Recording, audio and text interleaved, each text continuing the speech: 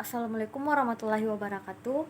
Perkenalkan, nama saya Ade Apriani, Prodi THP STK 119001. Nah, baik, di sini saya akan menjelaskan mengenai ikan sebagai bahan pangan. Nah, ikan merupakan salah satu jenis hasil perikanan.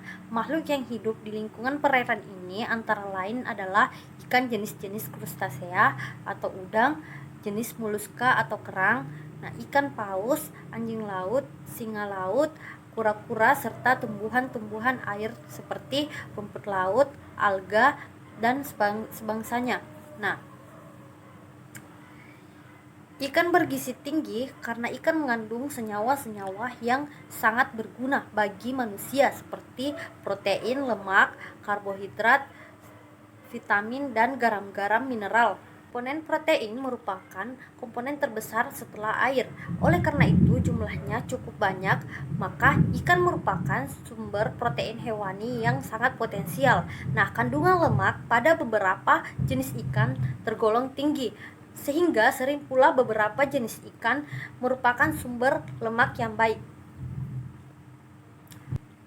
Nah, fungsi daging pada ikan bagi tubuh manusia yaitu sebagai sumber energi. Nah, membantu pertumbuhan dan pemeliharaan tubuh,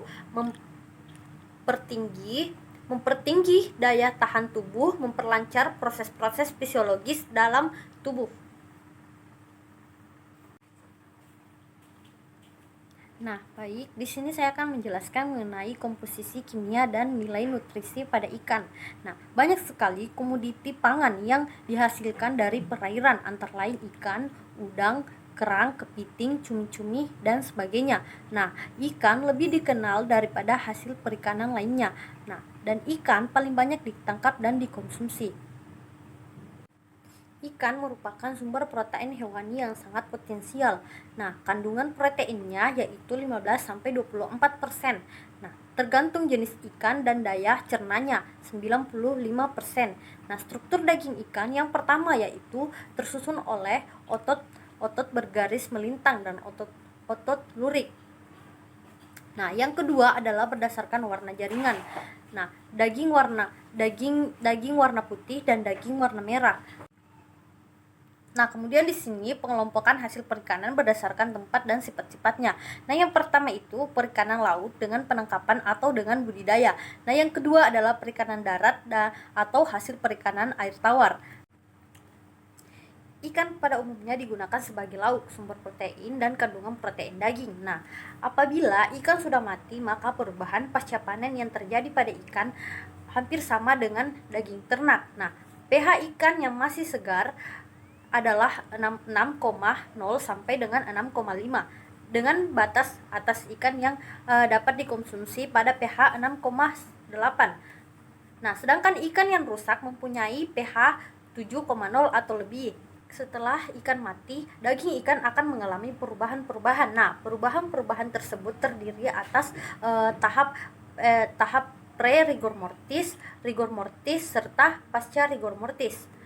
Mutu ikan ditentukan oleh tingkat kesegarannya. Nah, di sini ada dua pertimbangan yang penting, yaitu pada saat waktunya dapat berarti baru ditangkap dan tidak disimpan atau tidak diawetkan. Nah, kemudian yang kedua yaitu mutunya. Mutunya itu masih orosinil atau asli dan belum mengalami kemunduran mutu. Nah, kriteria mutu ikan yaitu yang pertama adalah kuantitas penyimpanannya, kemudian yang kedua adalah penampakan dan bau. Nah, yang ketiga di sini saya akan menjelaskan mengenai prinsip dasar pengawetan. Nah, cara pengawetan ikan terbagi atas dua, yaitu dengan memelihara ikan tetap hidup dan dan yang kedua adalah menurunkan suhu ikan yang telah mati. Metode pengawetan ikan ada beberapa, di antaranya yang pertama yaitu adalah ditinjau dari produk akhir yang tidak diketahui, yaitu pengawetan ikan segar dan pengawetan untuk mendapatkan produk-produk olahan ikan. Nah, yang kedua adalah ditinjau dari cara pengawetan, yaitu pengawetan dengan pengaturan suhu, pengawetan menggunakan bahan-bahan kimia, serta pengawetan dengan menggunakan mikrobiologi. Kemudian yang ketiga yaitu perlakuan pendahuluan sebelum pengawetan, yaitu pencucian, menyiangi ikan, membelah serta memotong ikan. Nah, mengadakan sortasi pada hasil-hasil perikanan tertentu. Nah, diperlukan perlakuan-perlakuan khusus. Misalnya kepiting dan rajungan diikat supaya tidak membahayakan, kemudian dicuci. Nah, cumi-cumi ini harus tidak boleh mengeluarkan cairan biru atau hitam. Kemudian di sini pasca panen pada ikan. Nah, di sini ada ikan beku. Tahap-tahapnya yaitu yang pertama adalah pencucian, sortasi, penyangan serta selanjutnya yaitu pencucian tahap kedua.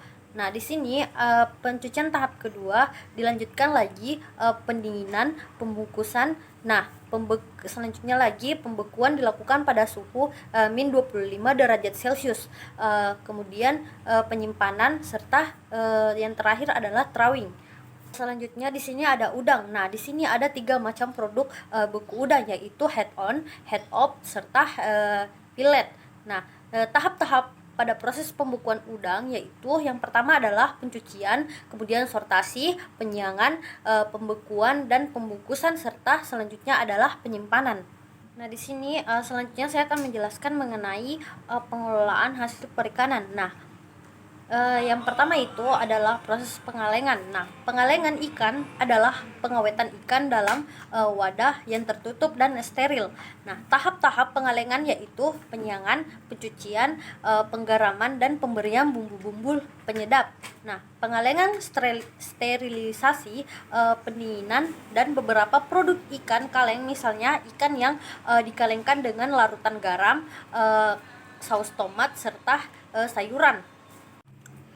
Kemudian selanjutnya adalah produk olahan ikan secara tradisional. Nah, yang pertama yaitu ikan fermentasi. Nah, ikan fermentasi merupakan cara pengawetan yang dilakukan di Indonesia dan negara-negara Asia Tenggara. Nah, metode fermentasi ini dibagi atas 2, yaitu yang pertama adalah fermentasi menggunakan kadar garam tinggi dan yang kedua adalah fermentasi menggunakan bakteri atau asam laktat.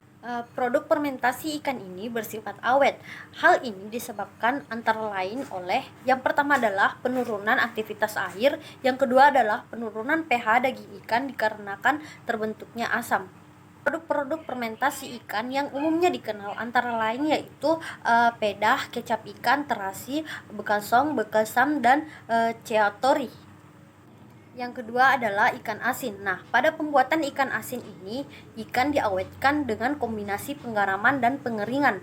Nah, penambahan garam menyebabkan protein ikan terdenaturasi sehingga ikan akan mengkerut dan ikan akan terperas dan air ikan akan terperas keluar.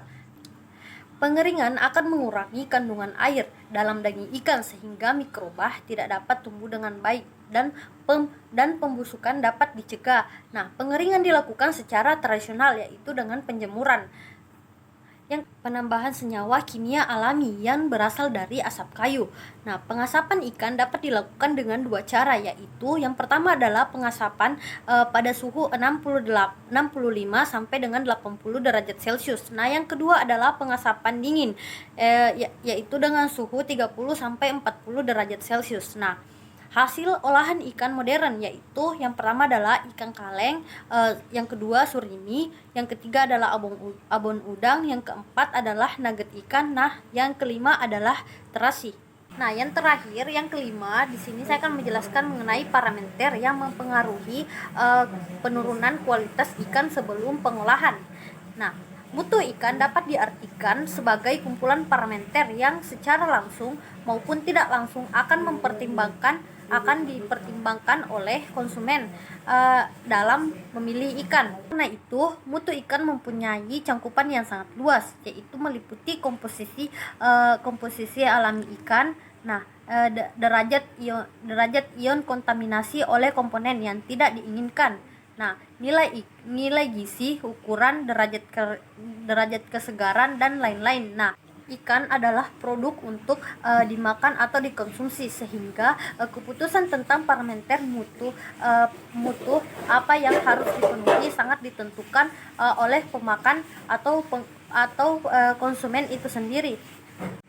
Nah, di sini ada beberapa mutu yang harus diperhatikan. Yang pertama itu adalah mutu intrinsik. Nah, di sini mutu intrinsik adalah sejumlah parameter yang melekat atau dibawa secara alami dan genetik pada ikan yang baru ditangkap. Nah, di sini ikan dengan mutu yang diinginkan dapat diperoleh dengan dua cara, yaitu memiliki tempat, musim, dan cara penangkapan yang diharapkan akan memperoleh ikan dengan mutu yang baik. Nah, kemudian di sini yang kedua adalah menyeleksi atau menyortir ikan dengan mutu yang baik dari campuran hasil tangkapan. Nah, di sini faktor-faktor utama yang mempengaruhi mutu intrinsik antara lain yaitu spesies ikan, ukuran, komposisi, dan penangkapan serta kontaminasi polutan. Kemudian di sini adalah mutu ekstrinsik, adalah mutu ikan yang dihasilkan akibat pengaruh faktor luar, baik secara alami maupun karena campur tangan manusia setelah ikan ditangkap atau dipanen. Penurunan mutu ikan dan kerusakan mutu ekstrinsik dibedakan satu dengan yang lain. Nah, penurunan mutu ekstrinsik diartikan sebagai proses alami yang menurunkan mutu dan terjadi setelah pemanenan. Nah, ikan tanpa adanya campur tangan manusia. Kerusakan mutu ekstrinsik adalah penurunan mutu akibat penanganan yang salah oleh manusia. Nah, itulah tadi yang sempat saya jelaskan. Mohon maaf bila banyak kekurangan. Akhir kata, wabillahi taufiq wal hidayah. Wassalamualaikum warahmatullahi wabarakatuh.